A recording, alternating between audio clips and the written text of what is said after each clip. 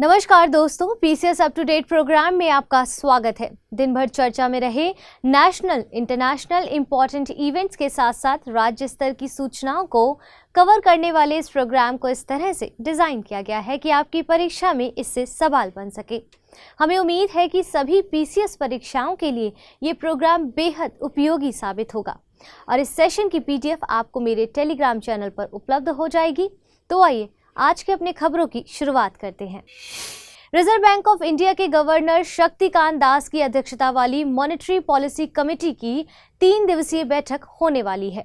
इस बैठक के पूर्व ही एसबीआई रिसर्च ने एक रिपोर्ट में कहा है कि एमपीसी एक्सटेंडेड पॉज को प्रेफर करेगी और रेपो रेट में इंक्रीज पर रोक जारी रह सकता है।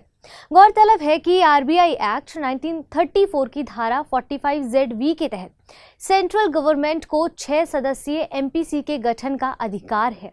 इस कमेटी का गठन पहली बार 2016 में किया गया था।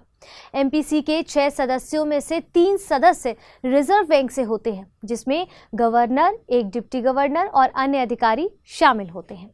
3 अन्य सदस्यों का अपॉइंटमेंट सेंट्रल गवर्नमेंट द्वारा किया जाता है।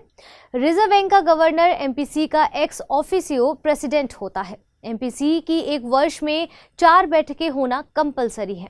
इन बैठकों में अप्रूव्ड मॉनेटरी पॉलिसी के through central bank interest rate पर कंट्रोल बनाए रखता है। आरबीआई अपने इंटरेस्ट रेट पर कंट्रोल के थ्रू इकोनॉमी में मनी फ्लो को कंट्रोल करने और प्राइस स्टेबिलिटी बनाए रखने और हाई ग्रोथ रेट के टारगेट को अचीव करने का प्रयास करता है। हाल ही में इजिप्ट यानी मिस्र में 13th सेंचुरी की एक मस्जिद को रीओपन किया गया है। ये मस्जिद सालों से साबुन की फैक्ट्री, स्लॉटर हाउस और किले के रूप में यूज होने के कारण जर्जर हो गई थी। कायरो मिस्र में स्थित इस मस्जिद के रेनोवेशन का कार्य 5 जून 2023 को पूरा होने के बाद इसे फिर से खोल दिया गया है। ये मिस्र की तीसरी सबसे बड़ी मस्जिद है। इस हिस्टोरिकल मस्जिद को 1268 एडी में ममलुक सुल्तान अल जहीर वयवर्स अल बुडुंग कदारी द्वारा बनवाया गया था।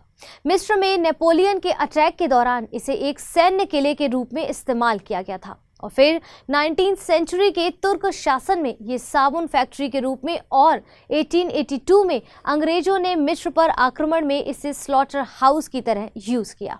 इस मस्जिद के रेनोवेशन को कजाकिस्तान द्वारा को फाइनेंस्ड किया गया है। साथ ही इस मस्जिद की रीओपनिंग पर कजाकिस्तान में एक फंक्शन भी ऑर्गेनाइज किया गया है। गौरतलब है कि कजाक और मिस्र के लोगों के बीच डीप हिस्टोरिकल रूट्स है। ये मामलुक डायनेस्टी के समय से ही चली आ रही है।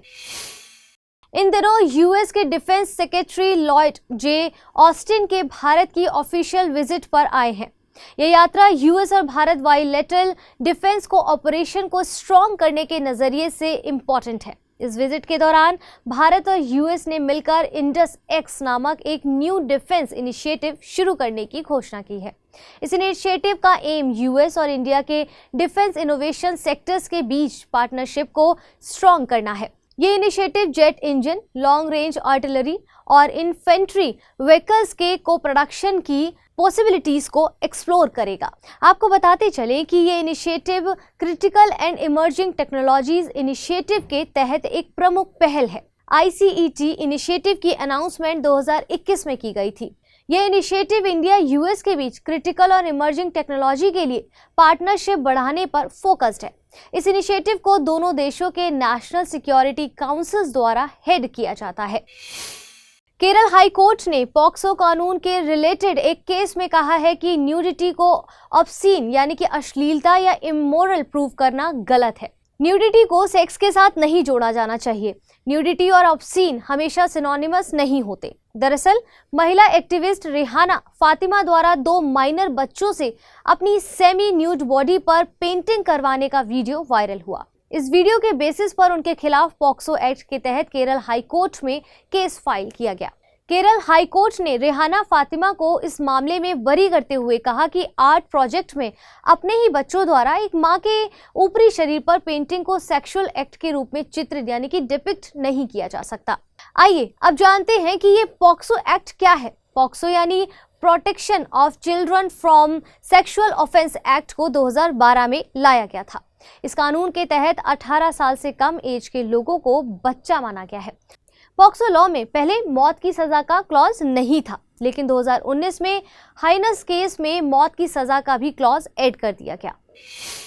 हाल ही में रिजर्व बैंक ऑफ इंडिया यानी आरबीआई ने फाइनेंशियल इंक्लूजन डैशबोर्ड लॉन्च किया है। इस डैशबोर्ड को अंतर्दृष्टि नाम दिया गया है और वर्तमान में अंतर्दृष्टि डैशबोर्ड का यूज आरबीआई द्वारा इंटरनल लेवल पर किया जाएगा। फ्यूचर में फाइनेंशियल इंक्लूजन को बढ़ाने के लिए अंतर्दृष्टि डैशबोर्ड के लिए मल्टी स्टेक होल्डर अप्रोच अपनाई जाएगी।